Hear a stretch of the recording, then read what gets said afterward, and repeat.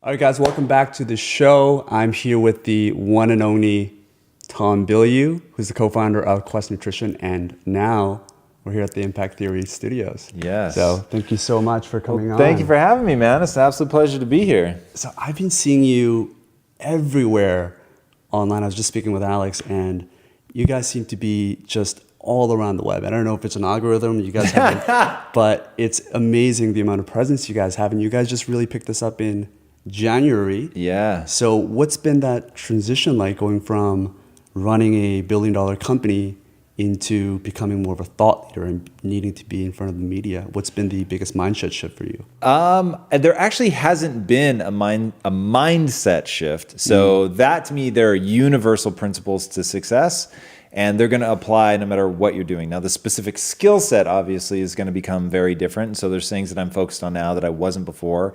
And there's certainly things that I am no longer needing to focus on, like manufacturing and things like that, which was a universe unto itself and really took an inhuman amount of time and energy. But this has been a lot of fun. So, and I think part of what makes going into the social realm so interesting for me, I didn't grow up with it. So, you know, millennials and Gen Z for short, like they just take it for granted. Yeah. So for them, do you know the David Foster Wallace talk, This is Water? I don't. Absolutely fascinating. You must go listen to it right now. Drop it into YouTube. Yeah. Anybody listening to this, trust me, do yourself a favor and listen to it. David Foster Wallace, This is Water. And he talks about how the fish is the last person to realize that it's in water. It's so ubiquitous. It's so ever present that you don't even see it. And that's what social media is, certainly to Gen Z and very much so for millennials as well, but not at all for my generation. So I didn't grow up even with the internet. And then when it started coming, like I wasn't even aware of it enough to ever say, oh, this is a fad or it's not a fad. Like it was happening right as I was going to film school. And I was so entrenched in that. I was so busy with that the sort of Cambrian explosion, if you will, of the internet happened while I had my head down and I was just working. And so it wasn't until much later that I really started getting into it and to really give myself context. I didn't have my first computer until I was a junior in college. So wow. So my first 2 years I had a word processor and it's totally different. So for me, I'm not slipping into some of the negativity that people have about it. I was just talking about that this morning on a series that my wife and I do called Relationship Theory, where we, just talk about all things relationships. And normally we shoot it on a Monday, but I was off filming another person's podcast up in the Bay Area. And while I was sad that I had to postpone Relationship Theory, which has become actually important in my marriage, let alone my business, and because I was meeting these guys that I had met socially, and they have an amazing podcast, and we clicked, and I was actually there to promote a company that I got involved with through the show Impact Theory, if you remember the VS Ramachandran episode. So it's all this stuff coming together and knowing that I use my show to meet incredible people and then real relationships build from that. And I was just thinking, like, man, we live in this era where you can connect with somebody across the globe, build a real relationship with them. They can then have impact on your business either by teaching you something or becoming a real, like, sort of biz dev relationship. It's unparalleled, man. It is unparalleled. It's an amazing world. So exciting. So yeah, every passing day I get more passionate about social and about what we're doing at Impact Theory. And I didn't even know you went to film school. And would you say you're an introvert or an extrovert? It all comes down to how you define it. So I suppose the most honest answer is I'm ambiverted. So I can be extroverted if I need to, but by the traditional definition of extroversion, I'm introverted. So I recharge by myself. I like to be by myself. I almost never make social plans. I basically have to be drug out to do things. And usually they have to be in service of my goals. So it's not even something that, like, I'm just going to go out and hang out with friends, which is a fascinating thing. And I'm not sure that I wouldn't benefit from more time with just friends. But do you get exhausted though when you're at networking parties for multiple hours? Not only do I get exhausted, I just want to leave. So I'm always trying to find, like, when I can connect one-on-one and really, this is interesting. You're making me think about this in real time. So either connect one-on-one or be there with fans of impact theory, I will answer questions I've done it for up to 8 hours, where I just stand in a group and I just answer their question after question about building a business, about relationships, about mindset, about how to succeed in life, whatever that looks like, being a linchpin. So that for me is the one time where I'm like, I love this so much that I could keep going and going and going. So even though that will never happen by accident, like I have to plan it out and know that I'm going to do it. When I'm doing it, I'm like, this is so unintroverted of me to like really be into this. You're like surprised at yourself. Interesting. Because your biggest asset now is really being able to find great ideas, being able to filter it. So that introversion is certainly necessary. Where do you get your best ideas? Is it when you're by yourself? Is it when you're with your wife? Is it when you're Well, this is a very process-driven thing for me, and I think it's very process-driven for everybody. I just don't think most people do the process. So mine goes something like this. I go to bed very early, so I'm in bed by 9 p.m. like it's a religion, and I do that because I want to wake up early. And in waking up early, now you get this time where the world is just silent. It's still. And because I usually only sleep 5 to 6 hours a night, if I go to bed at 9, there's times I'm up at 2 a.m. But my day has started. And that period is just incredibly rich for me. So the first thing I do is I work out, but then I immediately meditate after I work out.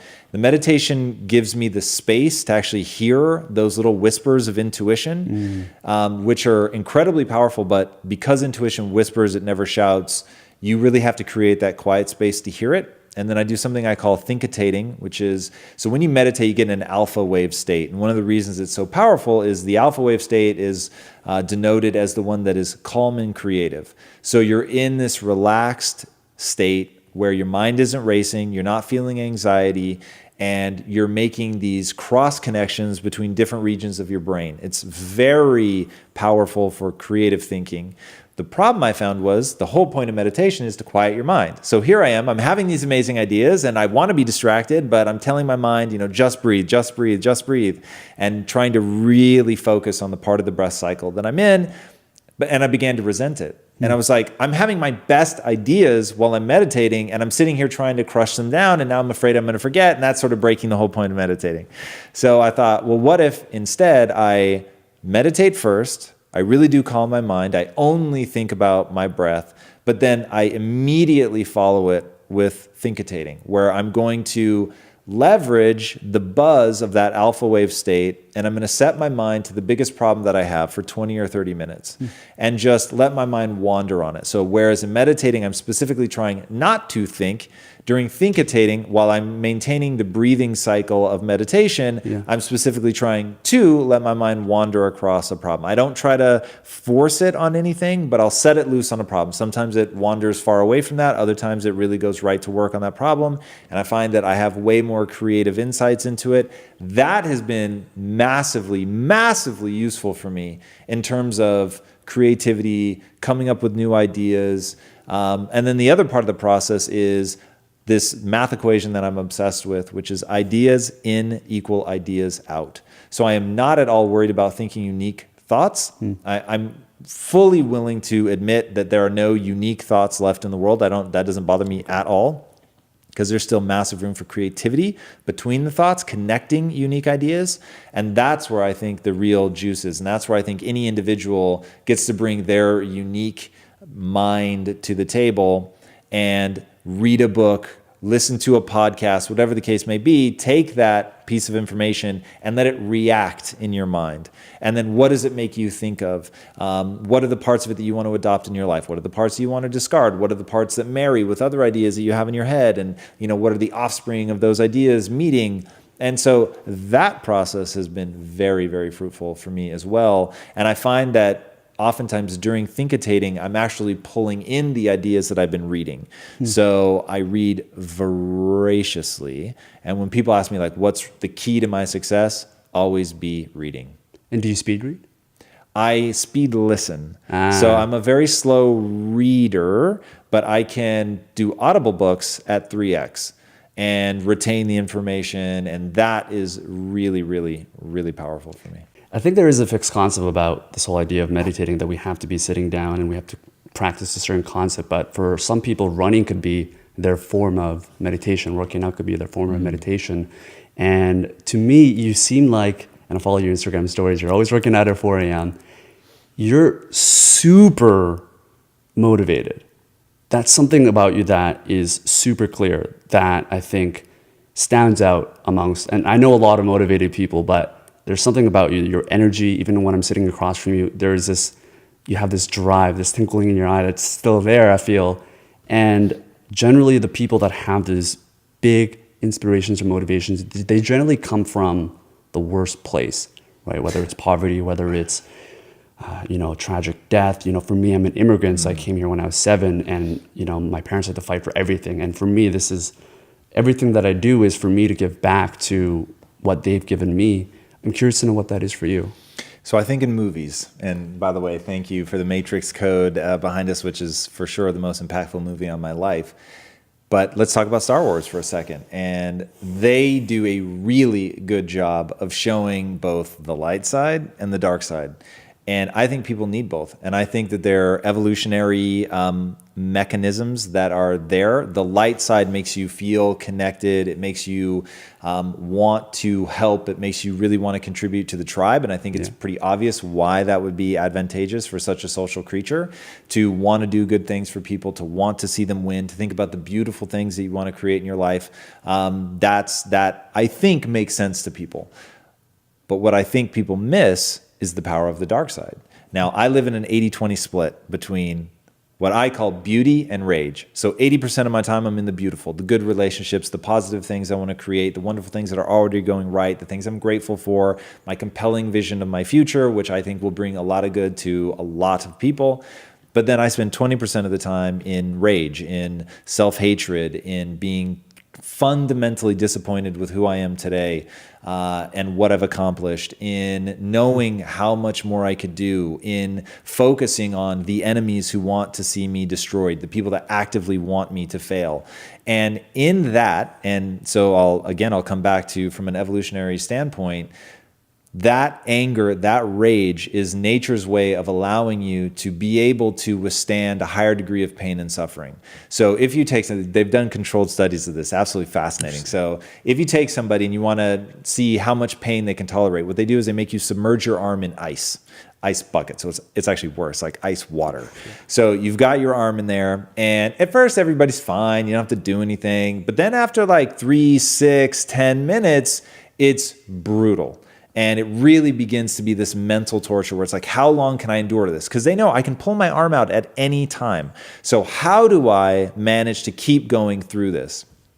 And what they found is if they told people right when you feel like you have to pull it out, I want you to get angry and start swearing. And when they do that, they can stay for 30% longer by triggering an anger response, by being aggressive, by really enraging themselves. So you can imagine if you encounter an animal, a warring tribe, whatever, and you need to show up at that moment. It isn't thinking the beautiful thoughts. It's fucking bloodthirst, man. It is like, I am not going to lose. I'm going to rage into this person. I'm going to go with everything I have. And in that adrenaline, that aggression, that anger and rage, you're able to deal with what you're actually in the middle of, which is going to be high degree of pain, which obviously is going to be suffering. So it is a tool that we've been given that lets us really push. Now, it's when people lose the balance and they spend in my opinion, north of 20%, in that it begins to be corrosive. So if you're spending north of 20% of your time focused on the people who hate you, focused on how disappointed you are with your own results, focused on how hard things are, if you spend more than 20% of your time there, it begins to diminish you. And that's where people just have to realize it's a choice, right? You get what you focus on. So if you focus on the bad things, they're going to be there and they will seem ever present. But likewise, if you focus on the good things, they will be there and they will seem ever present. So you get to decide what percentage of your time. You could spend no time in the darkness, and there are people that do that, right? You could spend all of your time in the darkness, and unfortunately, there are people who do that. But I think at the end of the day, it's really about understanding what the power each one of those has, knowing when to use them, and knowing what the appropriate balance is to really be centered, to really still feel the joy in your life. And I think that most of the time you're better off focusing on the beauty and spending your time there on something that's uplifting and encouraging and motivating and inspiring. But 20% of the time, I promise, that will fail you. How do you trigger that? What are the things you think about? What are the specific processes that you go through? Because I think it's a hard mindset shift when either on opposite ends, right? Whether you're feeling miserable, it's hard for most people to trigger happiness from a snap of a finger. And it's also, I think, natural for us not to want to go to that darkness if they don't see it as a tool. But I'm curious to know how you get into that state. Here's something that's really, really fascinating, and it's called a negative feedback loop. So you have positive feedback loops like labor. Labor is a positive feedback loop. So once a woman goes into labor, as one chemical raises, the next chemical raises, and that chemical B raising triggers chemical A to raise higher, chemical A raising higher triggers chemical B, and that's why once labor starts, you can't stop it. So it's not like they ever go, you know what, no, let's hold this off for a couple days. It doesn't happen. Like it's a one-way train. Negative feedback loops, there's mechanisms to stop them. So you have I can never remember you have an antagonist and whatever the other one is. It's not protagonist. Oh, okay. That's in like a story, but it's and it's not tagonist either. Anyway, the two things that work together. So as one goes up, the other one necessarily goes down. So take the sympathetic nervous system, which is fight or flight, and the parasympathetic nervous system, which is rest and digest.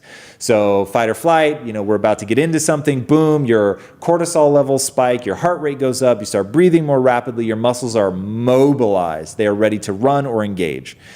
Conversely, when you meditate, you're slowing your breathing, you're slowing your heart rate, you're lowering your cortisol levels. So you can't do both at the same time. So this is why meditation is so effective, as you raise your parasympathetic nervous system, your heart rate's coming down, your breathing's going more shallow. The sympathetic nervous system, the fight or flight, is coming down. And that's why you feel this sense of well-being as you begin to meditate. So that's your negative. Now, the body has mechanisms worked into it to allow you to trigger these things. So, for instance, if you want to immediately get into a happy place, start it from the body. If you're not feeling it, start it from the body. They've done studies on this, absolutely incredible. If you have somebody rate their level of happiness, they'll rate it one way. If you have somebody rate their level of happiness holding a pencil in their teeth, which sort of forces their face into a smile, they'll rate their levels of happiness higher just from holding the pencil consistently. Wow. Now, the reason is something called mirror neurons. If you know V.S. Ramachandran, who's actually been a guest on Impact Theory, an amazing human being and one of the most extraordinary neuroscientists ever. This guy's just unbelievable. But he's done a lot of work into mirror neurons. Now, mirror neurons, if you've ever heard about mirroring and matching, which is something in NLP, where it's like when you're talking to somebody, you and I will both start nodding at the same time, right? To connect with each other. If I fold my arms, you're likely to fold yours. You lean in, I'll lean in. So that's mirror neurons at work. Now, mirror neurons are what allow, especially like kids, to see something and learn how to do it. But it lets anyone match the facial features that the other person is doing to actually feel what they're going through. So if you put a camera on the audience while they watch a movie, you can actually see them. They're like mimicking the facial expressions of the people on screen, which is one of the reasons you really feel connected. You empathize with them because we have this mechanism where when we hold our face in a certain way, it actually makes us feel a certain way. So the next time you're in a piss poor mood and you really want to cheer yourself up, force yourself, you're going to feel stupid, but force yourself to laugh out loud. You can't stay angry. You can't. It's that what I'll call tagonist and antagonist. It's not called that. I know that. I just can't remember the word. We'll look it up. Yeah. So it's that balance between those two things, right? When you start laughing out loud, it forces the change in neurochemistry that's going to dissipate whatever you were feeling, what was making you angry, anxious, whatever. Like that will go down. So conversely, if I really wanted to trigger the rage, the anger, not only am I going to force myself to think about something that enrages me, but I'm also going to furrow my brow. I'm going to take a more aggressive stance. I'm actually going to flex my muscles. Like doing things like that make you feel like literally just doing that now, lowering my forehead, bringing my brow down, flexing my muscles, gritting my jaw. Like it makes me feel aggressive, right? So you can very rapidly, once you understand how the body and mind work together and how they are inextricably linked, and how doing something to the body will immediately impact the mind, which is why I begin my days with working out, even though I hate working out. Once you begin to understand that reciprocal relationship, you can do extraordinary things. I think most people know about being able to increase your energy if you're moving around, or if you're doing yoga, if you're working out. But I guess really what you're doing is applying that concept to make yourself feel better or make yourself feel angry as a tool. So that's really interesting that you bring that up. I'm curious to know why you started impact theory. And do you think you would have started it if you didn't have such financial success with Quest Nutrition? So we have a lot of deep and amazing questions in there. So I'll break them apart. So why did I found impact theory? Because I believe my truest mission in the world is to address two pandemics. You have the pandemic of the body, and everybody understands that. Everybody can see that that's ratcheting up and becoming a bigger and bigger problem. And it's very visible, right? When somebody's dying of diet-related complications, they're usually massively obese. If they have like diabetes or something like that, they're literally burning alive from the inside. And so they're being amputated, starting at the toes and then the feet and then the legs. And so you see it happening. But the other pandemic that we're facing is the pandemic of the mind. And depression and anxiety are a lot harder to see until somebody takes very drastic action. Right now, suicide is the #1 cause of death among young men in Australia. It's the #2 leading cause of death among young men in the US. Just globally is becoming a bigger and bigger problem. So with Quest, it was asking and answering the question, no bullshit, what would it take to end metabolic disease? And the answer that we came up with was you would have to make food that people chose based on taste, and it happened to be good for them. Because telling some people eat less and exercise more works, but telling that to everybody is not a winning solution. So that was we really believe that will work. Mm-hmm. And so we set out to do that in earnest. Then on the mind side, it was, okay, what is that thing that allows people to really take control of their life, whether it's the neurochemistry that's making them depressed or anxious or whatever, what's going to allow them to do it? So no bullshit, what would it take to get people out of the matrix, which is how I asked the question. And the answer was you have to fundamentally alter their belief system. Because you get what you focus on, because humans lead with belief. If you're focusing on negative things, your life will simply seem negative. If you don't believe that you can get out of your bad circumstances, then you'll never take the first step. So it really does come down to their mindset. It comes down to how they view the world. In fact, I'm writing a book right now about how to escape the matrix. It'll be called something else almost certainly, but that's the underlying principle. And the quote that I want to open with is a quote from Einstein. And this, when people understand how foundational this is, then they'll really be onto something.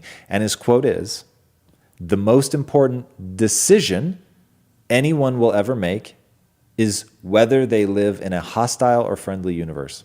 So it's a decision. It's something you decide.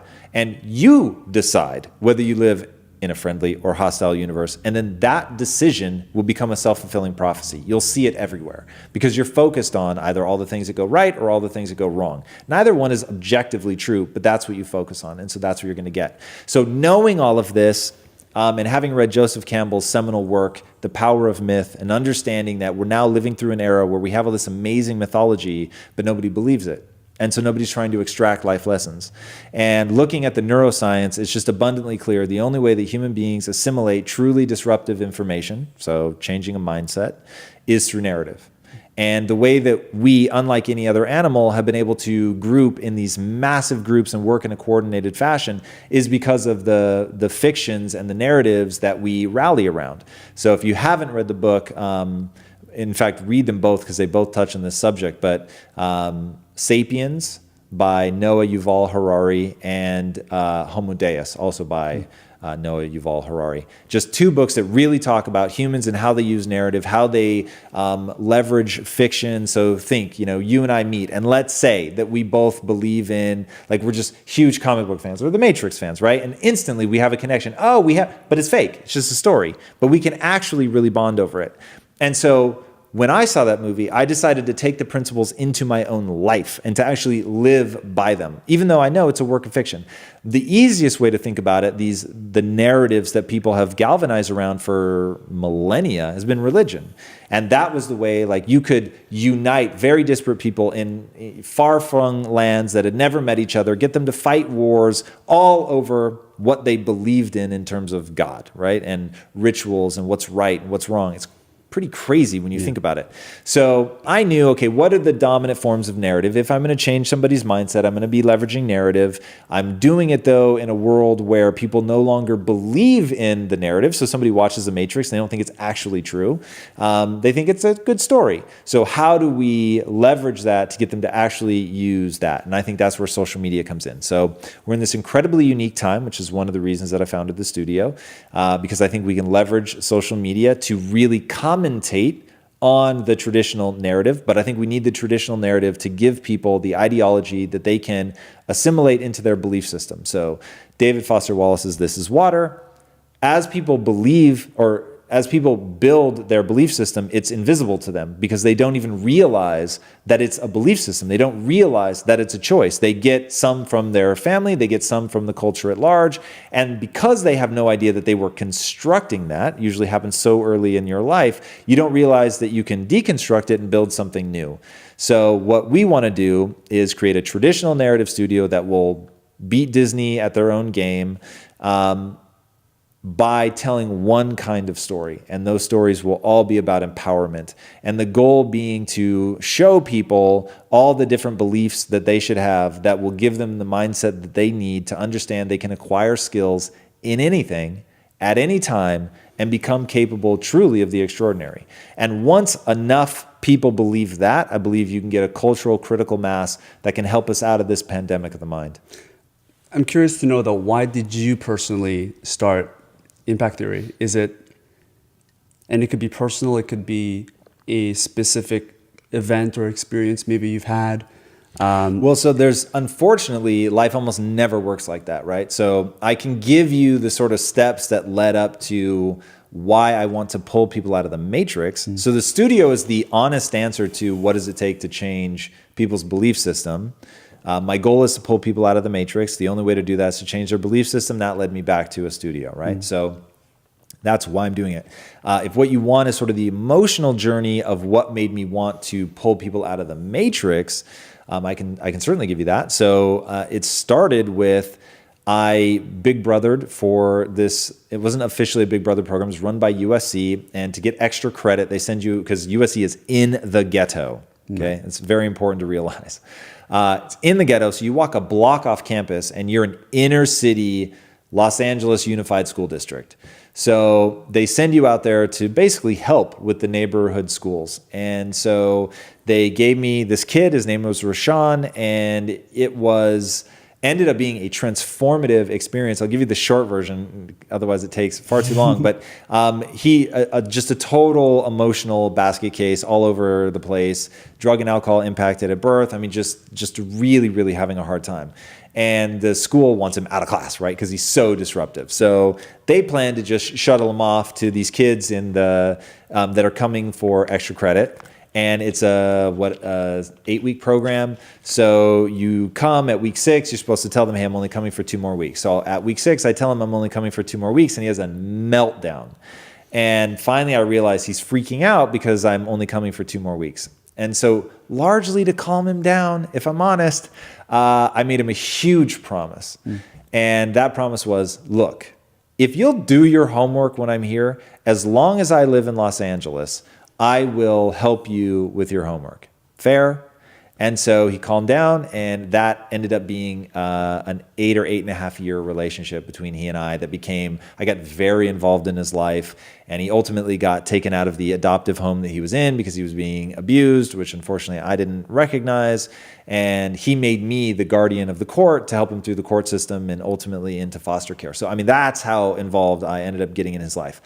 And trying to take him, and I was young and broke and didn't have my own mindset where it is now. So I'm somewhat heartbroken that I was able to help him really quite little, other than to show him that somebody cared.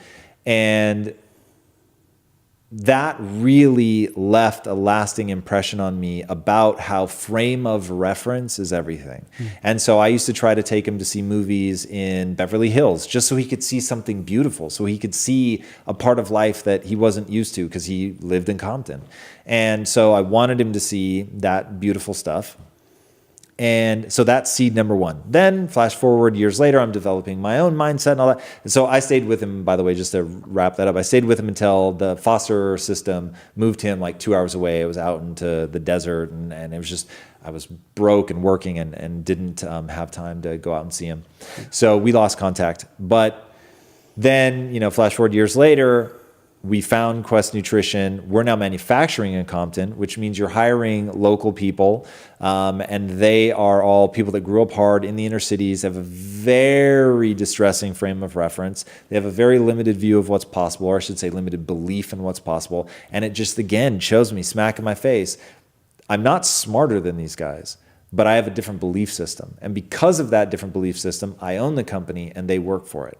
So I really, really became obsessed with trying to help them because I could see so much potential, but it wasn't being used because they didn't believe that it could. They didn't believe they had dormant potential that could be manifest into a real set of skills that could allow them to do anything they wanted. They just didn't believe it.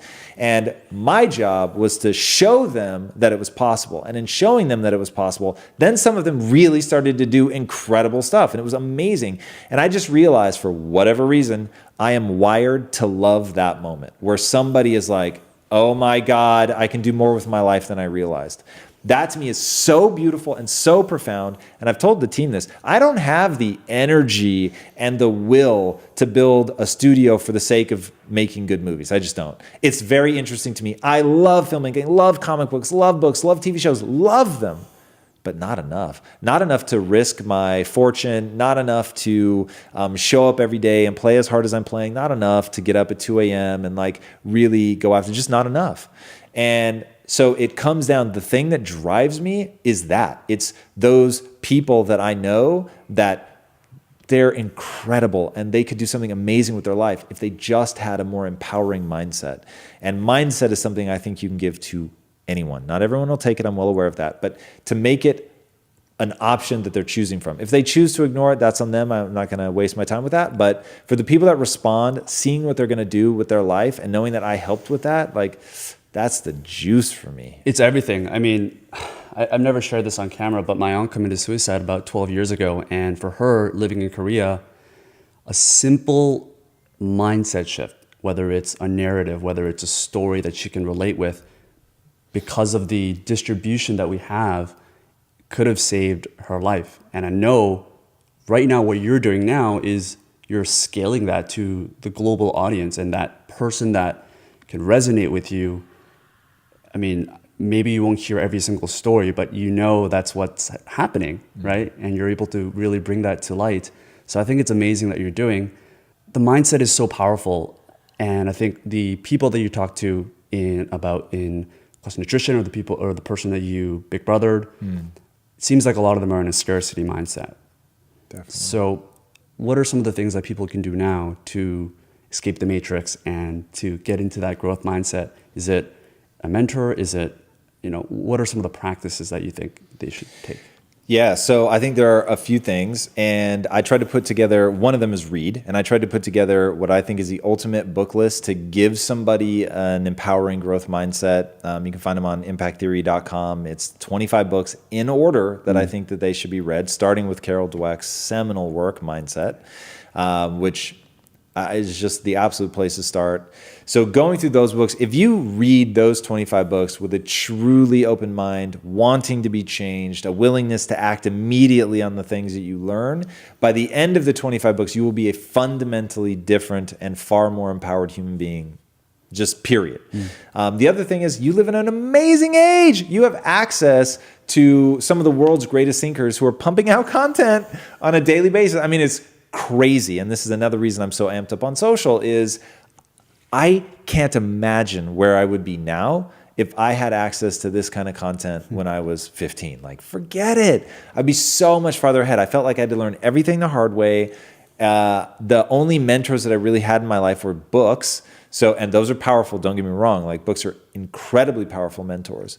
But when they're your only mentors, that sucks. And so now you can become a part of a community. You can, and that's something that I think about a lot is building community and being of service to them. So, for instance, we're about to cross over 100,000 likes on Facebook. So for that, thank you. Yeah. For that, I'm going to be for 24 hours. I'm going to be on camera answering questions like for 24 hours live because I want people to know that I want to be of service. So the only way that I can think to really thank them is to be of service nonstop, 24 hours. So they know I'm willing to suffer for them, to bring value to them. And that just seems like the right way to thank them for me, to make sure that every single one of those questions gets answered. And in fact, I'll just say it here for the first time, like I'll stay up longer if I have to. If there are questions to be answered and they're sincere, if somebody's trying to troll me, I'll ignore them and go right to bed. But if you have a sincere question, then I will answer it, even if I have to stay up longer. It's amazing. I think the scalability of being able to find a mentor is so powerful with the content and the YouTube and the amount of books that are out today. Do you think that having a personal mentor, a real life mentor, you can go to their house and drink coffee, do you think that's still relevant and as important as it was maybe 20 years ago? It's definitely still relevant. I don't think it's as important because back in the day, that was sort of it. Like that was your only way. You couldn't sit and learn from somebody by watching their videos or by reading their blog articles or their books.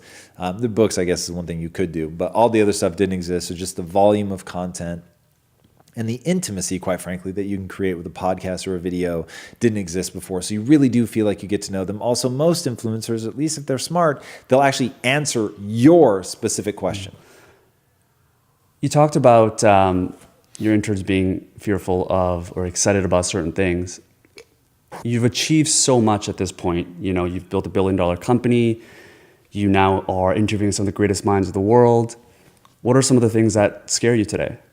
And how do you deal with that? So here's the bad news about my mind. There's not a lot of things that scare me because I'm not risk averse. So, and that's probably what I should be scared about, is that I really see opportunity. I really move towards things.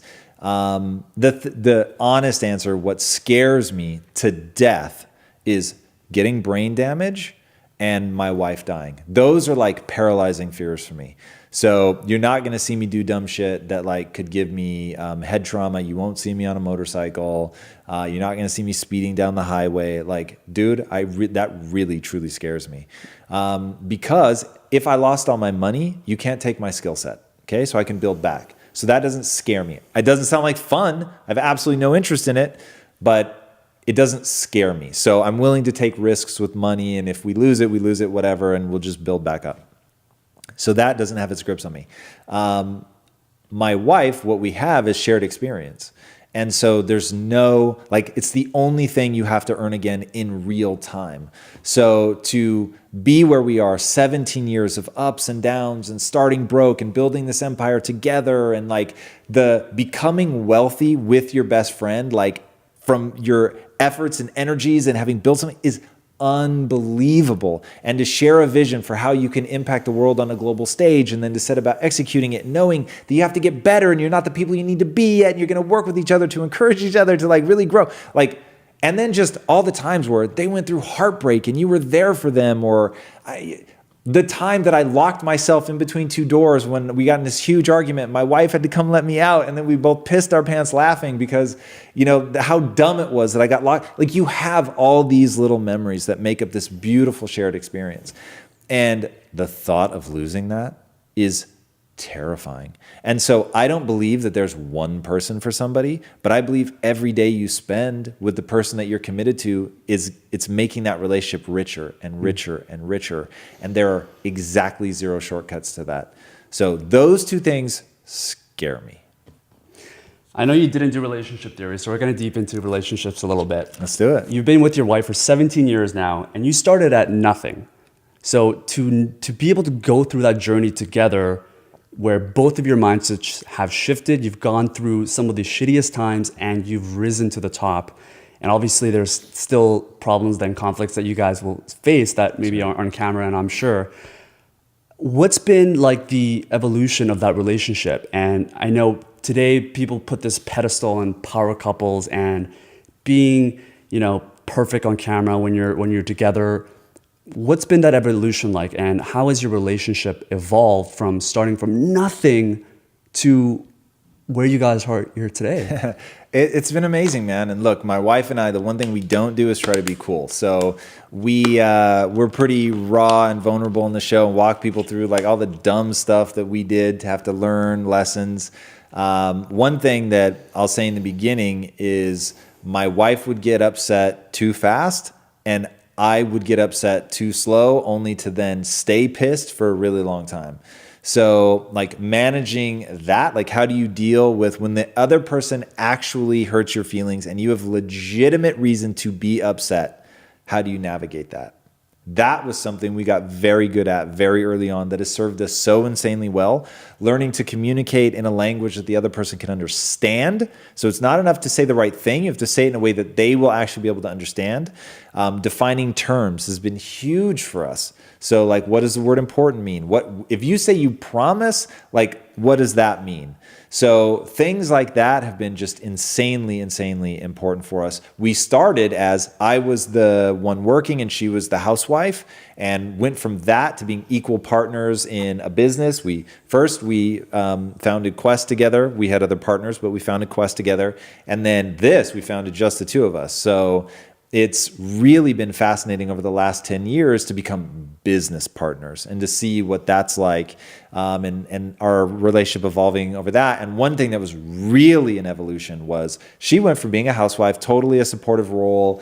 She was laying my clothes out for me every night. She was making all of my food, keeping my calendar. I mean, it was amazing, the degree to which she took care of me. And then she started working at Quest and was so involved and building out her own department and having to really toughen up, become business savvy and all of that in that process, no longer doing all that stuff for me. I had to do my own clothes and make my own food, oh, woe is me, right? But it was a shift for us. It was totally different. Sure. And so watching her become a truly strong and empowered woman was not easy for me. And so I had to go from the selfish place of this woman takes care of me all the time, and it's amazing, and now she's doing her own thing, and I have to sacrifice and give up that part of the relationship, which I really liked. And I remember thinking how disgusting it was to think even for a second, I want this attention back on myself, because this is her becoming who she wants to become. She's literally blossoming as a human being. She's becoming more powerful. She's enjoying her life more. She's pursuing the exact path that she wants to pursue. And in finding that empowerment and becoming just a better version of herself, to not be excited for her it violates my code. So my code demands, this is someone I love. I want to see them become the best version of themselves. And if that in some way is threatening to me or makes me feel like less the center of the universe, then I need to get over that fucking immediately. And so that was one of the most amazing processes that we went through together as a couple. And she was so graceful to me to give me the space that I needed to get my head around, okay, I now have a working wife who's a very potent and powerful businesswoman who is every bit my equal in the world of business. And what does that look like? And so that was just an incredible bit of evolution that really forced us to be honest about where we were, about who we wanted to become, about finding out whether the code that we were each living by was going to serve us, and it did. And just talking. And one thing that I'm very proud of, I'm not somebody who avoids being petty and insecure. I'm just somebody who acknowledges when I'm being petty and insecure. So I could tell her, hey, I'm being petty right now, and it really bothers me that I have to make my own lunch, and that's really petty, and I totally get it, but that's a real emotion that I'm going through. And so give me the space to process that, because I understand you can't. You've got to go now learn the department that you're learning and get great at that. And it's going to take a lot of time and energy. And I actually am excited for you. And I just have to take a second to essentially mourn the loss of the really cool side of the equation before, where I just had so many of my needs taken care of.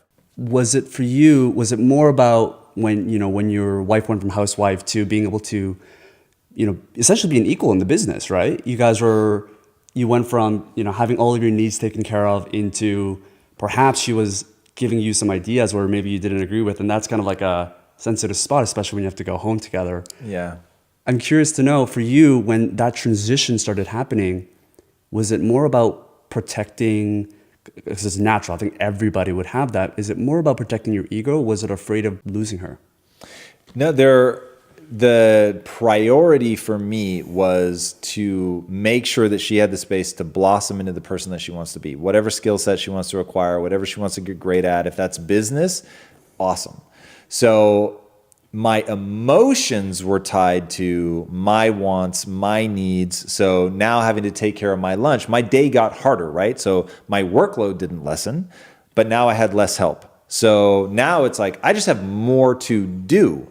So it was better for me if she had stayed in that role, because think about it, I could have hired somebody to do her job. So it's like I could have hired somebody to do her job, and then I would have had all my things taken care of. But she wanted to express herself that way. She wanted to come into her own and feel more powerful and learn a skill set and apply that skill set. And then in watching her do that, I actually realized that she was unbelievably talented at it.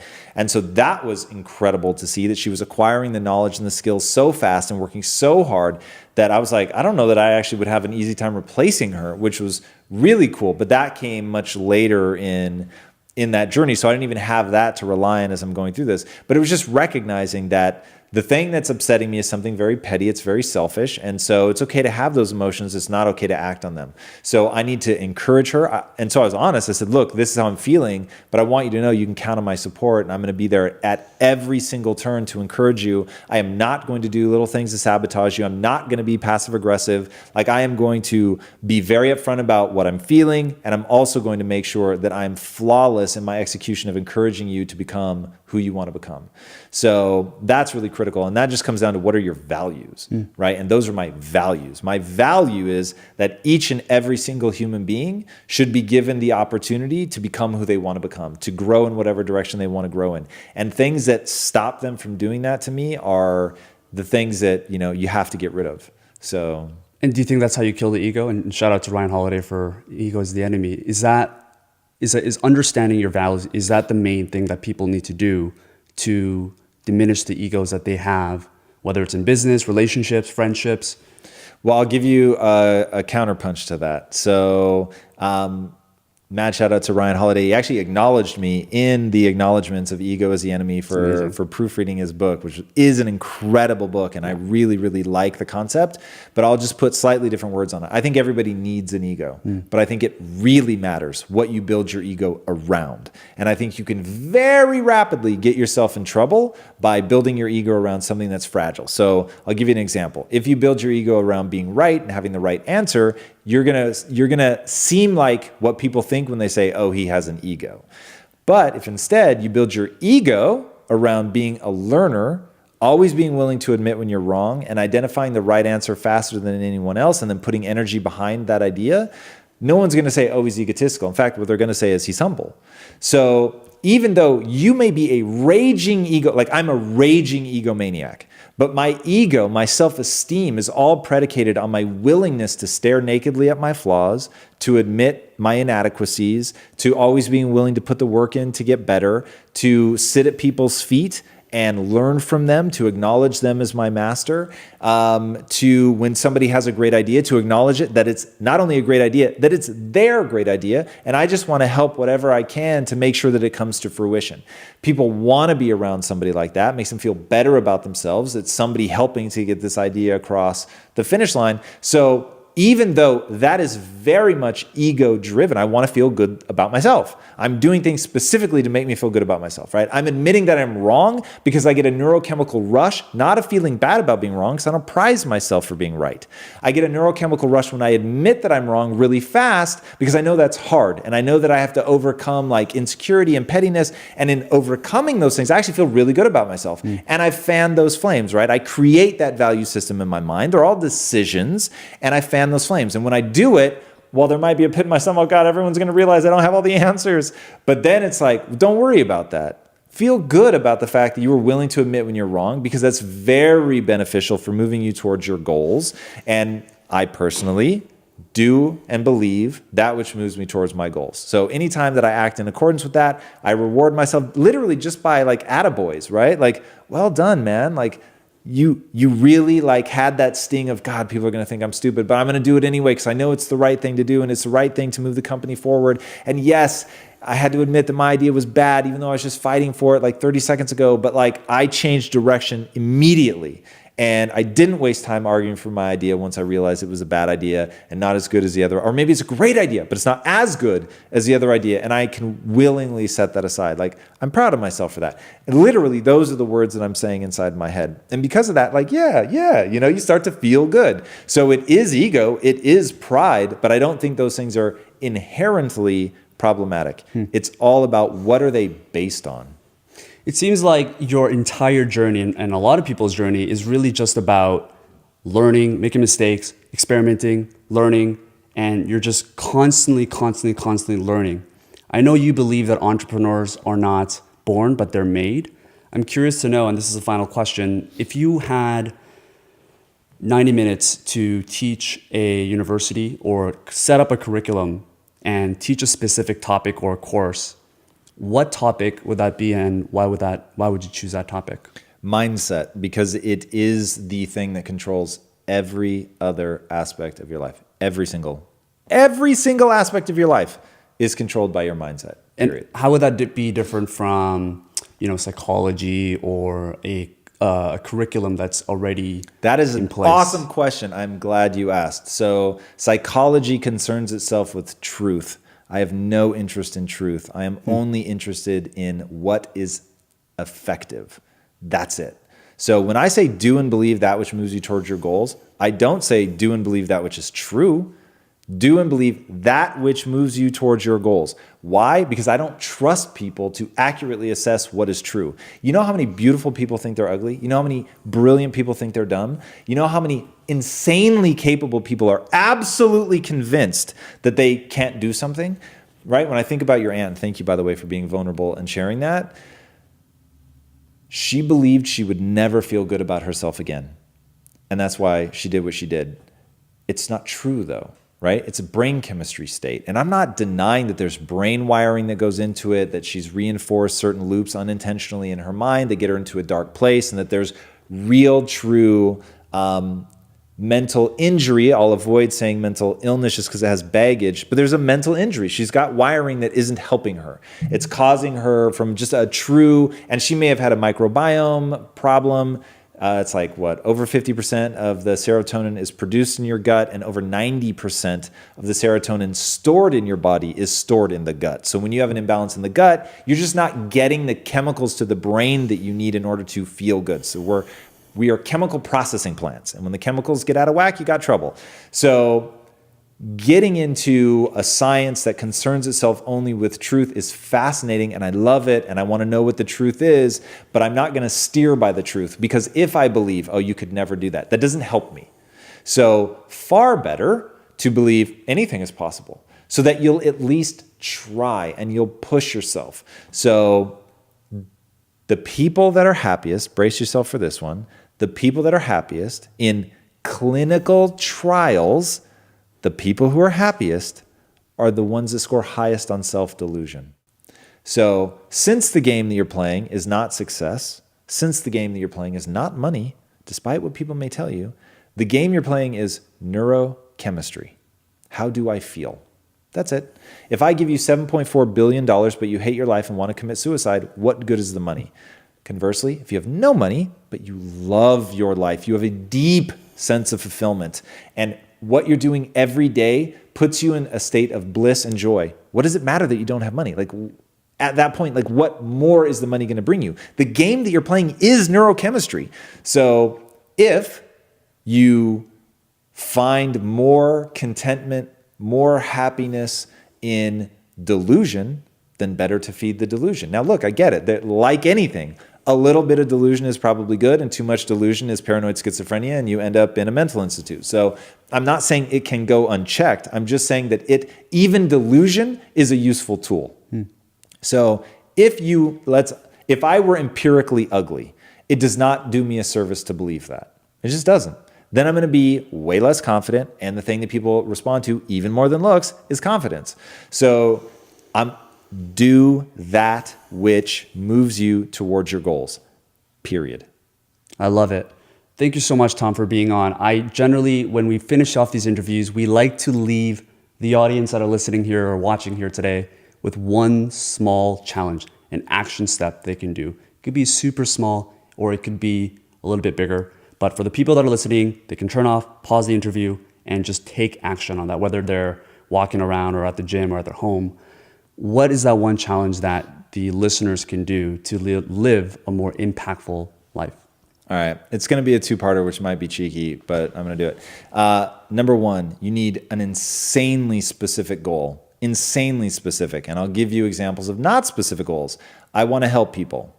Not specific. I want to get rich. Not specific. I want to build a business. Not specific. You need to get very specific. Your goal needs to be like absurd in its specificity. Then create a list. Title that list Important Things.